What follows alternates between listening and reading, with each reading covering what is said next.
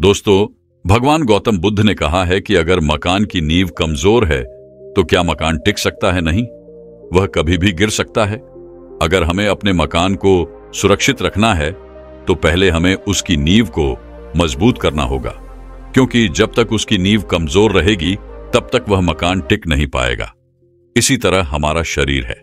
अगर हमें अपने शरीर को स्वस्थ रखना है तो हमें अपने पेट को साफ रखना होगा, क्योंकि यही हम पूरे शरीर की नींव है। हमें हमारी आंतों को साफ रखना होगा, क्योंकि यह शरीर में बहुत सारे कार्य करती है, जैसे हमारे खाने को डाइजेस्ट से लेकर खाने में मौजूद न्यूट्रिएंट्स को ऑब्जर्व करके शरीर के हर अंग तक पहुंचाती है और खाने के अंदर मौजूद जहर को शरीर से बाहर निकालती है। शरीर में जितनी भी गंदगी जमा होती है उसकी सफाई करने का कार्य हमारी आंतों का ही होता है। अगर यह गंदी रहेगी तो हमारा शरीर बीमारियों से ग्रसित हो जाएगा। जब हमारी आंत ठीक प्रकार से कार्य नहीं करती है तो उसी की वजह से हमें कब्ज होती है, इंडिजेशन होता है, एसिडिटी और गैस बनती है। बहुत सी भयंकर गंभीर बीमारियां हो जाती हैं, जैसे पाइल्स की problem, cancer, diabetes, arthritis, migraine, कील, मुहासे।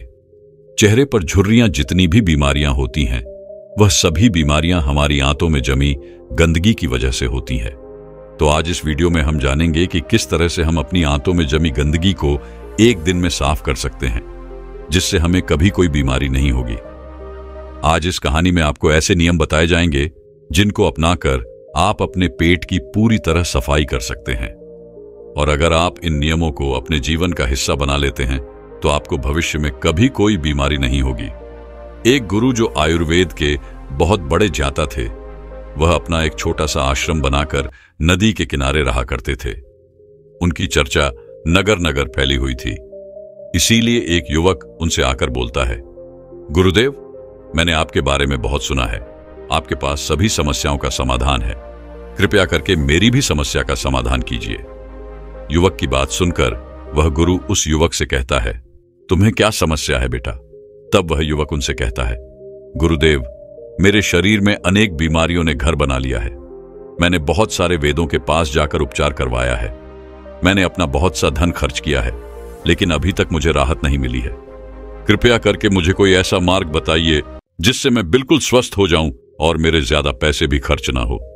युवक की पूरी बात सुनने के बाद वह गुरु उस युवक से कहते हैं कि बेटा, तुम्हारे अस्वस्थ रहने का कारण तुम्हारे शरीर में जमी हुई गंदगी है, और इस गंदगी की वजह से आप जो भी खाते हैं उससे आपके शरीर को पोषक तत्व नहीं मिल पाता है, और शरीर में पोषक तत्वों की कमी होने से तुम्हारा शरीर कमजोर हो गया है, और इसी वजह से आपके रोगों से लड़ने की जो क्षमता है वह भी कम हो गई है।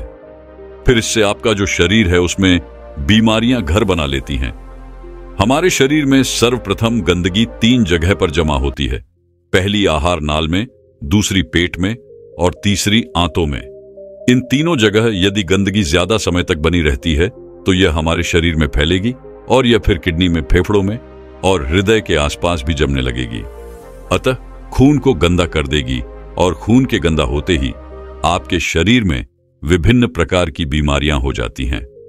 इसीलिए इस गंदगी को साफ करना बहुत जरूरी है। हम जो खाते हैं उसी से गंदगी पैदा होती है। हम क्या खा रहे हैं इस पर ध्यान देने की जरूरत है। हम 2 तरह के खाद्य पदार्थ खाते हैं। पहला वह जो सीधा हमें प्रकृति से प्राप्त होता है, और दूसरा वह जिसे मानव से निर्मित किया जाता है। प्रकृति में प्राप्त फल और सब्जियां हैं, और मानव निर्मित रोटी, पिज्जा, बर्गर, चाउमीन, जो कि हमें नुकसान पहुंचा सकते हैं। फिर गुरु उस युवक से कहते हैं कि बेटा, आयुर्वेद में बताया गया है कि जितना समय हमें अपने पेशाब को करने में लगता है उतना ही समय हमें अपने मल को पास करने में भी लगता है। लेकिन आजकल ऐसा नहीं होता है।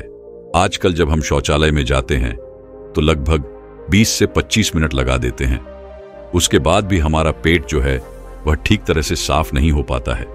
कई बार तो हमें बहुत जोर लगाना पड़ता है, जिस वजह से हमें कई बार बहुत सारी परेशानियों का सामना करना पड़ता है।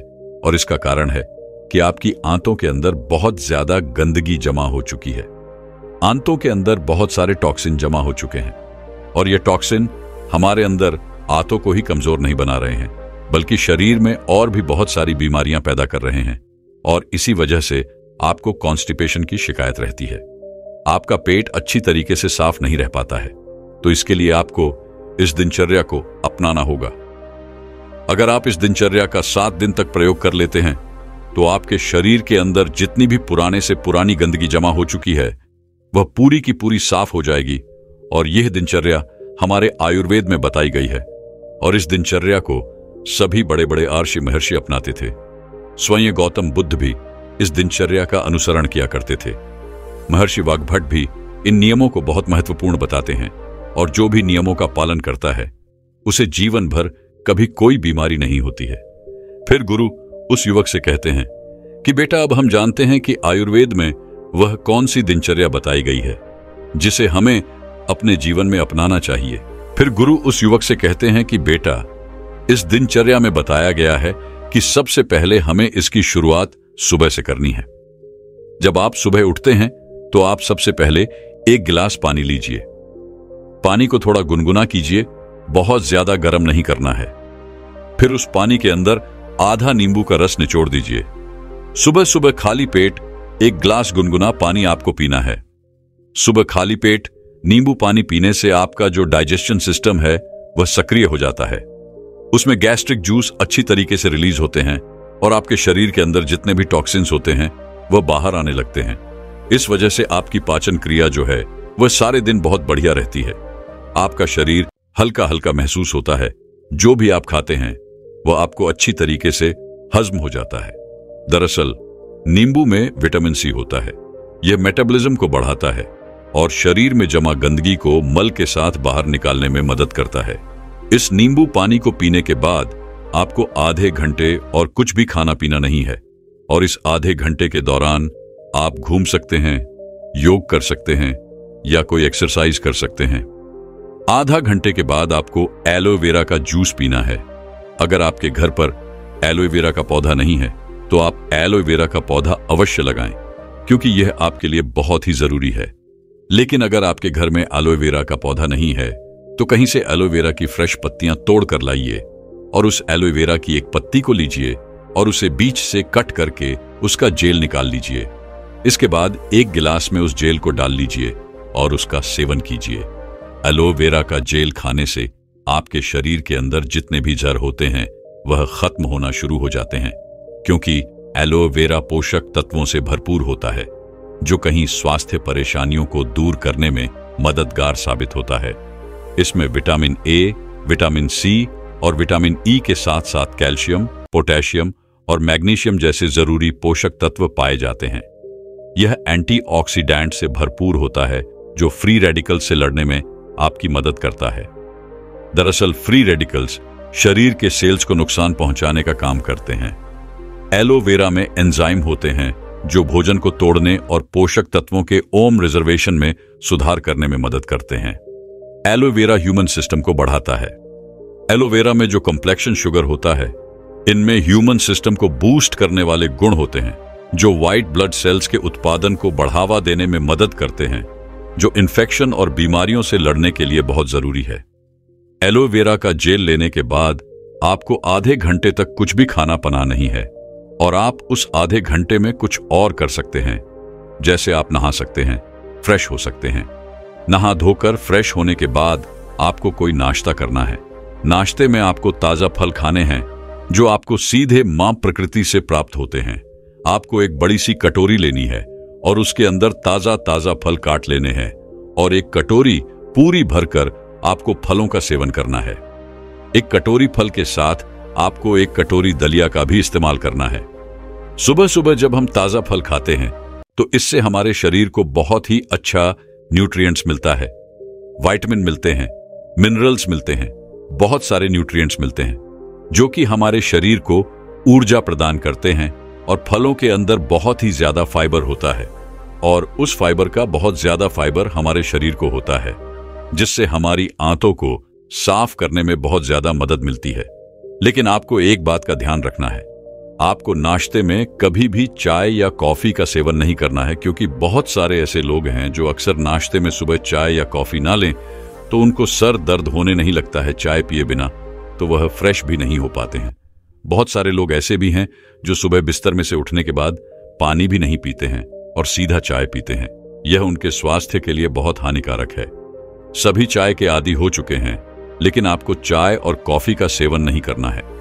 अब आपको नाश्ते के बाद दोपहर का भोजन करना है। जब आप दोपहर का भोजन खाते हैं तो उसके आधे घंटे पहले आपको एक कटोरी भर के सब्जियों और फलों का इस्तेमाल करना है। एक कटोरी भरकर आपको फल और सब्जियां खा लेनी है और इसके बाद आपको अपने दोपहर का भोजन करना है। दोपहर के भोजन में आपको गेहूं की रोटी नहीं लेनी है, क्योंकि हमारे यहां पर सभी लोग गेहूं की रोटी ही खाते हैं। लेकिन आपको उसकी जगह मिक्स वाली रोटी लेनी है, यानी कि जिस आटे से आप रोटी बनाते हैं वह आटा केवल गेहूं का नहीं होना चाहिए।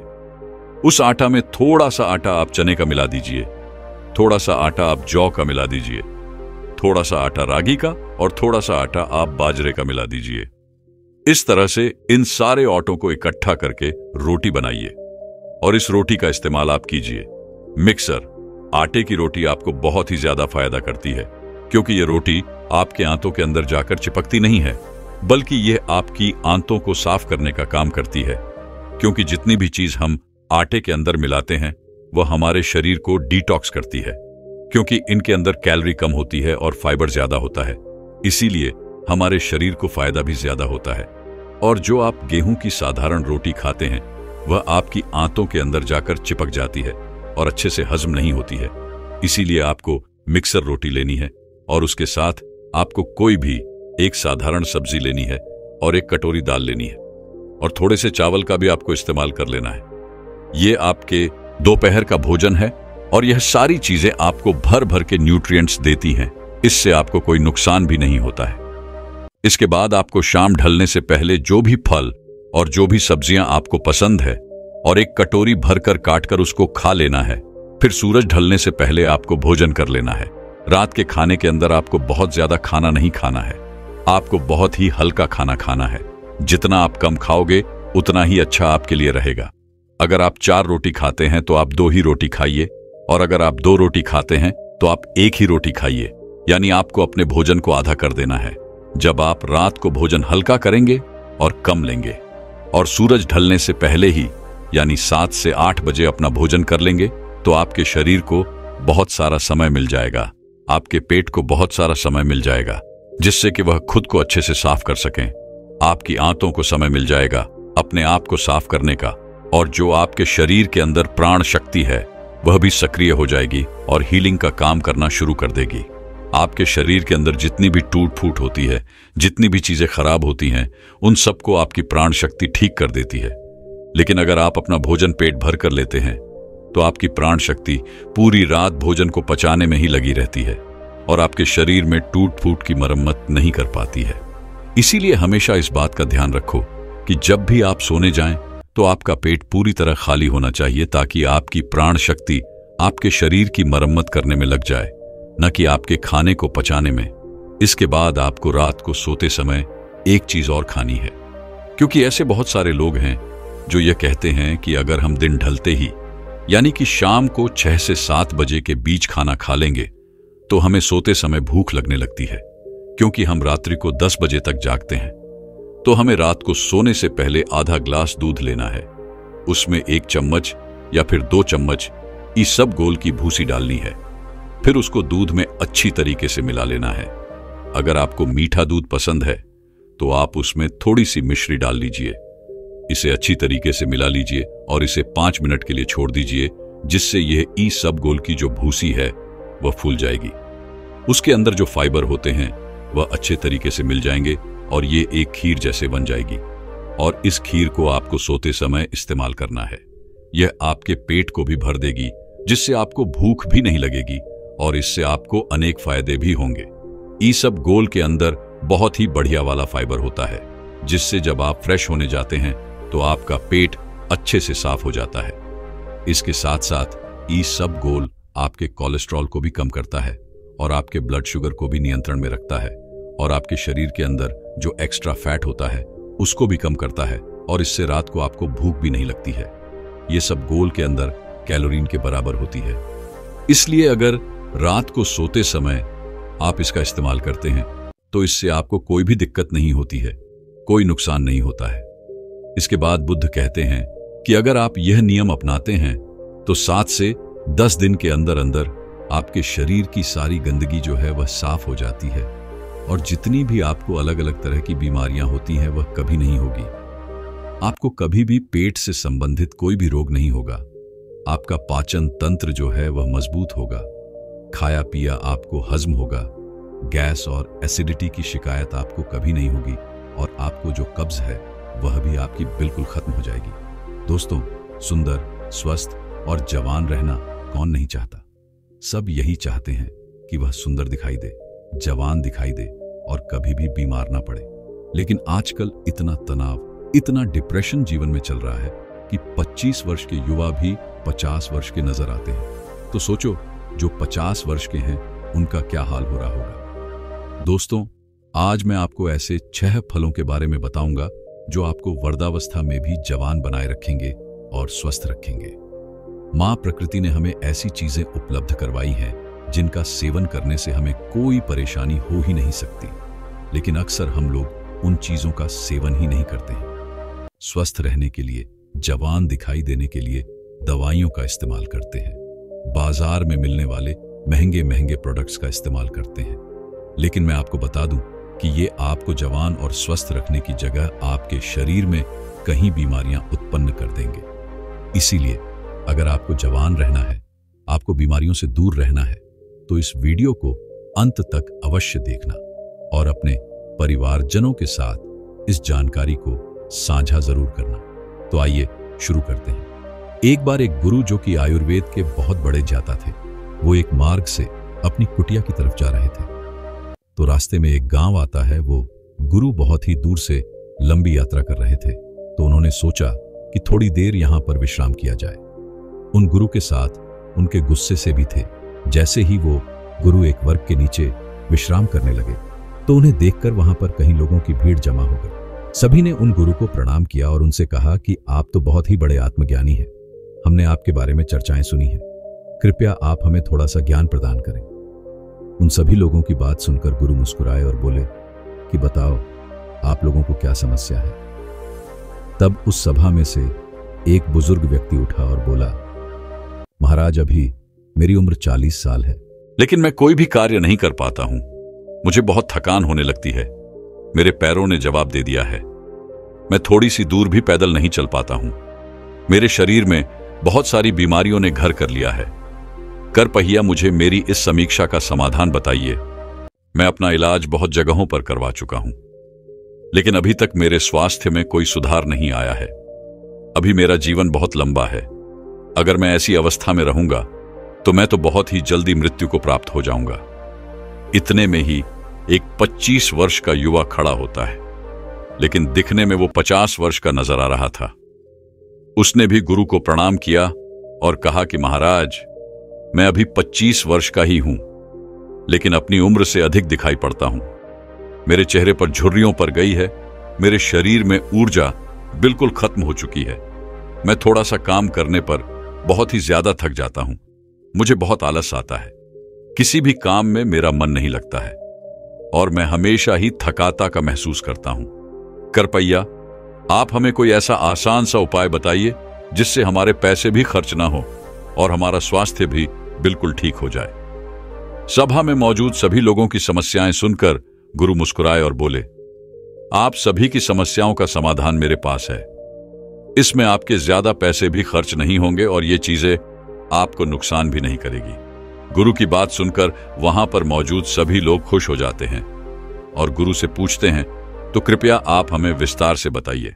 फिर गुरु उन सभी लोगों से कहते हैं कि आज मैं आपको 6 ऐसे फलों के बारे में बताने वाला हूं जो एक इंसान को जरूर खाने चाहिए, खासकर जिनकी उम्र 50 के पार हो चुकी है, क्योंकि इन फलों का रोजाना सेवन करने से आपको स्वास्थ्य से संबंधित कोई भी परेशानी कभी नहीं होगी, आपको कभी कोई बीमारी नहीं होगी और आप हमेशा जवान, स्वस्थ और तंदुरुस्त रहेंगे। फिर गुरु उन सभी से कहते हैं कि यह फल आपके लिए इतने जरूरी कैसे हैं, उन्हें खाने से आपको लाभ कैसे होता है, इसके बारे में मैं आपको विस्तार से बताता हूं। साथ ही साथ मैं आपको यह भी बताऊंगा कि यह फल किन लोगों को नहीं खाने चाहिए और इन फलों को खाने का सबसे सही समय क्या है। फिर गुरु उस सभा को संबोधित करते हुए कहते हैं, ये फल आपकी सेहत के लिए बहुत ही अच्छे हैं। सबसे पहले बात करते हैं पपीता के बारे में। यह 50 की उम्र के लोगों के लिए जीवनदायिनी बूटी है। पपीता प्रकृति का अनमोल उपहार है। पपीता विटामिन्स, मिनरल्स, फाइबर से भरपूर होता है। इसमें विटामिन सी, विटामिन ए और कई ऐसे तत्व पाए जाते हैं। अब आप यह समझो कि 50 वर्ष की उम्र के बाद हमारे लिए यह सबसे ज्यादा महत्वपूर्ण कैसे हो जाता है। सबसे पहले तो यह पाचन तंत्र को मजबूत करता है, क्योंकि जैसे जैसे हमारी उम्र बढ़ती है वैसे वैसे हमारा पाचन तंत्र जो है वो कमजोर पड़ने लगता है। यहां पर पपीता के अंदर जो एंजाइम पाया जाता है जिसका नाम है पाइपिंग, यह एंजाइम पाचन तंत्र को मजबूत करता है, जिसे शरीर खाने में मौजूद न्यूट्रिएंट्स को आसानी से ऑब्जर्व कर लेता है। पपीता ग्रिड पदार्थ या भोजन को आसानी से पचाता है। इसके साथ ही पपीता में पाचक तत्वों का एकमात्र प्रकृति की स्रोत पेप्सिन तथा vitamin A, B, C, D के अलावा iron, phosphorus, antioxidant, potassium, protein, carbohydrate और केरोसिन भी अच्छी मात्रा में मिलता है। अतः बार बार सर्दी और खांसी से ग्रस्त व्यक्तियों के लिए पपीते का सेवन करना काफी लाभदायक होता है, क्योंकि इससे आपका ह्यूमन सिस्टम भी मजबूत होता है। आपको पता है कि जैसे जैसे हमारी उम्र बढ़ती है वैसे वैसे इम्यूनिटी प्राकृतिक रूप से कमजोर होने लगती है। पपीता में विटामिन सी बहुत ही ज्यादा होता है, जो कि हमारी इम्यूनिटी को तेजी से बढ़ाता है। विटामिन सी आपके शरीर को एलर्जी इन्फेक्शन से लड़ने में मदद करता है, जो कि खासकर वर्ग लोगों के लिए बहुत ही महत्वपूर्ण है। इसके साथ साथ बरदाई अवस्था में त्वचा में ड्राइनेस, झुर्रियां पड़ने लगती है। तो पपीता के अंदर पाए जाने वाले विटामिन ए और पाइपिंग परेशानियों से लड़ते हैं और त्वचा को प्राकृतिक रूप से सुंदर बनाने में मदद करते हैं। अगर आप चाहते हैं कि बढ़ती उम्र में भी आपको इस तरह की परेशानियों का सामना ना करना पड़े, तो पपीता आपको जरूर खाना चाहिए, क्योंकि ये आपको स्वस्थ रखेगा, जवान रखेगा और आपकी सुंदरता को निहारे रखेगा। फिर गुरु उन सभी से कहते हैं कि पपीता के फल में पाए जाने वाला एंटीऑक्सीडेंट लाइकोपियन कैंसर के खतरे को कम करता है, और जो कैंसर का इलाज करा रहे हैं उन लोगों के लिए ये बहुत ही फायदेमंद है। पपीते का सेवन जवान से लेकर बूढ़े तक सभी लोग कर सकते हैं। फिर गुरु आगे कहते हैं, आइए अब जानते हैं दूसरे फल अनार के बारे में। अनार बच्चों से लेकर बूढ़ों तक सभी लोगों के लिए फायदेमंद होता है। अनार को सभी लोग हंस सकते हैं, और खासकर 50 की उम्र के बाद इसका सेवन लाभकारी इसलिए हो जाता है क्योंकि 50 की उम्र के बाद लोगों की स्मरण शक्ति जो होती है वो कमजोर होने लगती है। वो लोग किसी भी चीज को याद नहीं रख पाते हैं। कहीं लोग तो बुढ़ापे में लोगों के चेहरे भी नहीं पहचान पाते हैं। तो ऐसे में उन लोगों को अनार का सेवन जरूर करना चाहिए, क्योंकि अनार आपकी स्मरण शक्ति को बढ़ाता है। अनार में मौजूद एंटीऑक्सीडेंट मस्तिष्क की कार्य क्षमता को बढ़ाने में मदद करते हैं। यह याददाश्त को मजबूत करता है और अल्जाइमर जैसी बीमारियों से बचाव करता है। साथ ही यही एंटीऑक्सीडेंट जो अनार में होता है वो आपको दिल की बीमारियों से भी बचाता है। आजकल दिल से संबंधित बीमारियां बहुत ही ज्यादा बढ़ रही हैं और बहुत ही कम उम्र में लोगों को हार्ट अटैक आ रहा है। तो ऐसे में इस खतरे से बचने के लिए आपको अनार का सेवन जरूर करना चाहिए। साथ ही अनार में फाइबर होता है जो पाचन को सुलाता है। यह कब्ज और अन्य पाचन समस्याओं को दूर करने में मदद करता है। बुढ़ापे में पाचन क्रिया कमजोर हो जाती है, जिससे लोगों को कब्ज, अपच जैसी परेशानियों से जूझना पड़ता है। तो ऐसे में अनार आपको इन सभी समस्याओं से बचा सकता है। ज्यादा उम्र के लोगों में एक समस्या बहुत ही ज्यादा आती है। जैसे जैसे उनकी उम्र बढ़ती है वैसे वैसे उनके जोड़ों में, हड्डियों में दर्द होने लगता है, जिससे वे लोग बुढ़ापे में ही बहुत परेशान होते हैं। लेकिन अनार आपको इस समस्या से भी बचाता है, क्योंकि अनार में एंटी इन्फ्लेमेटरी गुण होते हैं जो जोड़ों के दर्द और सूजन को कम करने में मदद करता है, जिससे आर्थराइटिस जैसी समस्याओं से आपको राहत मिलती है। कुल मिलाकर अनाज जो होता है वो आपको हर तरह की समस्या से बचाता है। ये बुढ़ापे में ही नहीं बल्कि आप इसका सेवन आज जवानी में भी करेंगे तो आपको बुढ़ापे में ऐसी कोई भी समस्या नहीं होगी। इसके अलावा अनार खून बढ़ाता है, आपकी रोग प्रतिरोधक क्षमता बढ़ाता है, तो एक अनार का सेवन आपको रोजाना जरूर करना चाहिए। इसके आगे गुरु कहते हैं कि हमारा तीसरा फल है जो सभी को खाना चाहिए, वो है नारियल पानी। देखो, नारियल पानी का इस्तेमाल छोटे से लेकर बड़े तक सभी लोग कर सकते हैं, क्योंकि इसके फायदे सभी के लिए बहुत ही जरूरी है। अगर आप कम उम्र से ही इसका सेवन करते चलेंगे तो आगे चलकर बुढ़ापे में आपको कोई भी दिक्कत नहीं होगी। लेकिन आप बुढ़ापे में इसका सेवन करेंगे तो ये उस समय समस्याओं को रोकने का काम भी करेगा। इसीलिए आप इसका सेवन अभी से ही, जवानी से ही शुरू कर दो, ताकि आपको बुढ़ापे में चलकर कोई भी बीमारी ना हो। नारियल पानी आपके शरीर में पानी की कमी को पूरा करता है। नारियल पानी में बहुत सारा पानी होता है जो आपके शरीर को हाइड्रेट रखता है। बुढ़ापे में अक्सर लोग पानी कम पीते हैं, जिससे उनके शरीर में पानी की कमी हो जाती है। नारियल पानी पीने से ये सारी की सारी कमी जो होती है वो पूरी हो जाती है। जैसे जैसे उम्र बढ़ती है वैसे वैसे इंसान का मेटाबॉलिज्म कमजोर हो जाता है, जिससे वजन बढ़ने की समस्याएं आती है। ऐसे में नारियल पानी पीना बहुत ही जरूरी हो जाता है, क्योंकि नारियल पानी में कैलोरी कम होती है, जिससे वजन नियंत्रित रखने में काफी मदद मिलती है। ये पाचन को बेहतर बनाता है और मेटाबॉलिज्म को तेज करता है। नारियल पानी त्वचा के लिए बहुत ही अच्छा होता है। ये त्वचा को हाइड्रेट और चमकदार बनाता है। इसमें एंटीऑक्सीडेंट होते हैं जो त्वचा को फ्री रेडिकल्स से बचाते हैं। फिर गुरु आगे कहते हैं, आइए अब जानते हैं चौथे फल सेब के बारे में।